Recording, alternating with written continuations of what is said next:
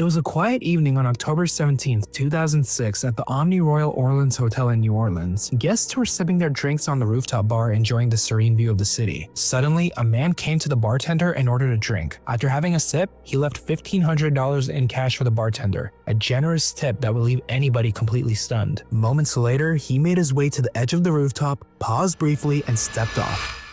Guests and staff rushed to the scene, panicked and shocked by what they had just witnessed. When police arrived, they searched his pockets for clues leading to his identity. They found a military dog tag, a key to his apartment, and most importantly, a note where he wrote, "This is not accidental. I had to take my own life to pay for the one I took. If you send a patrol to 826 North Rampart, you will find the corpse of my girlfriend in the oven, on the stove, and in the fridge, along with full documentation on the both of us, and a full signed confession from myself." The man was later identified as Zach Bowen, a former soldier and bartender who was once celebrated as a hero during Hurricane Katrina, but now he was the center of one of New Orleans' most disturbing cases. How did this happen? What pushed Zach Bowen from hero to killer? This is the story of Zach Bowen.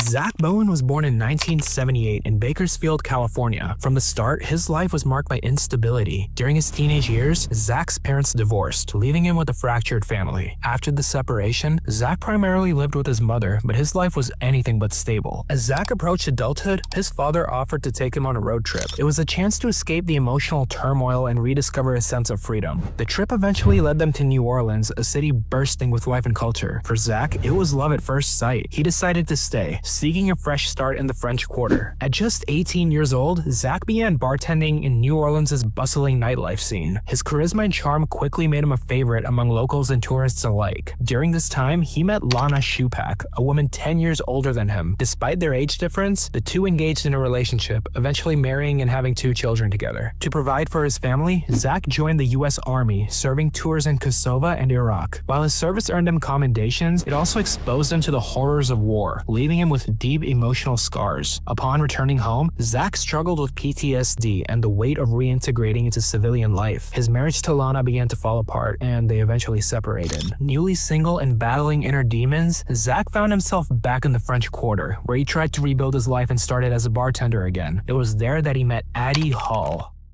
Addie Hall, a bartender like Zach, was known for her fiery personality and bohemian lifestyle. She was outspoken, unapologetically herself, and a regular at the bar where Zach worked. Their connection was immediate and intense. Zach admired Addie's fierce independence and artistic spirit, while Addie was drawn to Zach's charm and warmth. They began spending more time together, sharing drinks, wandering the cobblestone streets of the French Quarter, and talking late into the night. To those around them, they looked like a perfect couple, 2 kindred spirits who had found each other in a city just as vibrant as their love. But beneath the surface, cracks were already forming in their relationship. Zach, still struggling with the emotional scars of his military service and the breakdown of his marriage, had a tendency to bottle up his feelings. Addie, on the other hand, was fiery and confrontational. Her strong personality, while initially captivating, often clashed with Zach's quiet and reserved nature. As a result, they often argued over small things. Zach's emotional withdrawal during conflicts frustrated Addie, who preferred to address issues head-on. Addie's temper, combined with Zach's inability to open up, led to misunderstandings and resentment, and their frequent drinking didn't help. Nights of heavy alcohol use often ended in heated arguments that neither of them could resolve. Despite these challenges, their connection kept them together. Zach and Addie's relationship grew stronger as they decided to fight their challenges side by side. But these early cracks in their bond foreshadowed a storm that neither of them could escape. And when Hurricane Katrina struck, it tested their relationship in ways they could never have imagined.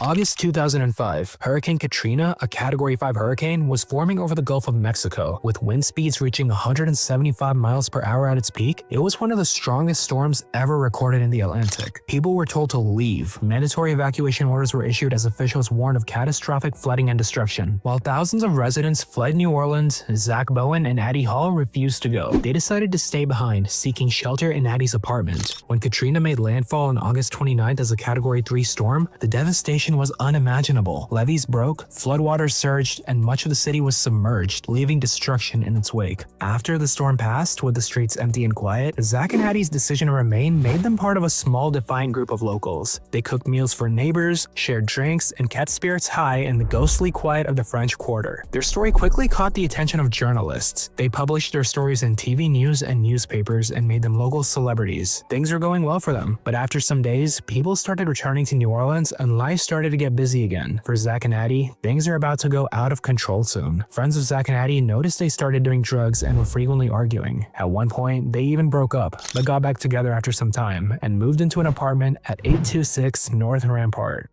That apartment was anything but ordinary. It sat above a voodoo shop run by priestess Miriam Chamani. Founded in 1990, locals came to buy herbs, candles, and other items for voodoo practices, while some visited out of curiosity or for guidance from the priestess herself. Although there were stories of strange energies or unsettling vibes tied to the building, Zach and Addie didn't care. They felt it was the perfect place to start a new beginning, but things didn't go as planned. In fact, the move only made things worse. Shortly after moving in, Addie began to suspect Zach of cheating. Her suspicions led her to confront him repeatedly, and the mistrust between them grew more and more. Addie, unwilling to let the situation slide, went to their landlord and requested that the lease be transferred into her name alone, effectively trying to force Zach out of the apartment. These actions added fuel to the fire. Zach, already weighed down by his own struggles and guilt, felt betrayed and pushed him further into a spiral of emotional turmoil. Their arguments became more heated, their mistrust deepened, and the toxicity that had already been present in the relationship began to boil over. The walls of 826 North Rampart would soon witness one of the darkest chapters in New Orleans' history. On October 5, 2006, the tensions between Zach and Addie reached a boiling point. Addie accused Zach of cheating again and threatened to kick him out of the apartment entirely. But this time, in a moment of uncontrollable rage, Zach snapped. Overwhelmed by anger and frustration, he Addie to After that, instead of calling the police or seeking help, he stayed in the apartment with Addie's body. Over the next several days, Zach Addie's body in an attempt to conceal the crime. He placed her remains in the refrigerator, oven, and the stove. For nearly 2 weeks, Zach lived in the apartment as if nothing had happened. He continued his daily routines, went to work, met friends, and even socialized at local bars. Addie's friends and coworkers noticed Addie wasn't coming to work, so when they asked Zach about her sudden disappearance, Zach calmly told them that she had left New Orleans and returned to North Carolina. He claimed that their relationship had ended and that she had moved on. His explanation was believable enough, especially given the turbulent nature of the relationship, and no one pressed him further. Zach's friends noticed Zach seemed quieter, more subdued, and less engaged than usual, but no one could have imagined the dark secret he was hiding. As the days passed, the weight of his actions began to consume him, pushing Zach to make a decision that would soon shock everyone.